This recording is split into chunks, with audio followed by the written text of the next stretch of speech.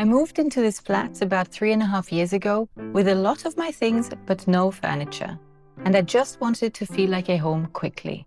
So I focused on filling each room one by one and trying to make each of them look as nice as possible. But I was designing rooms, not a home. And while they looked okay individually, they didn't belong to the same story. To be fair, the flat didn't make it easy. I had grey linoleum in the hallway, turquoise tiles in the bathroom, a red kitchen, and overall a lot of small nooks and awkward spaces. So the main question was always, what works in this room? And that alone was already difficult enough that I wasn't really thinking about how everything would work together. It was only after living here for a while that I was able to step back and think about the flat as one cohesive space. I started with the basics, colors and textures, looking around and seeing what do I actually already have. There was a lot of green and natural textures, so I decided to pair that with cream and have this as the core that flows through the entire flat.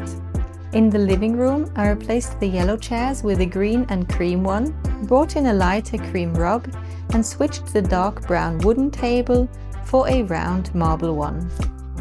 In the kitchen, I added more wooden accents and plants, and in the hallway, I brought in a chair that ties back to the living room through its cream and natural materials. But the flat still felt disconnected, so I started paying attention to how one space leads into the next. I added the same curtains in the living room and the hallway to soften the space, but also visually connect back to each other. I brought in similar rugs in the hallway, the entryway, and the kitchen, and I started to think about what you see when you look into the next room, almost like a small vignette, because that's where everything either connects or breaks. I also noticed that some spaces felt intentional and others just didn't, so I started to simplify.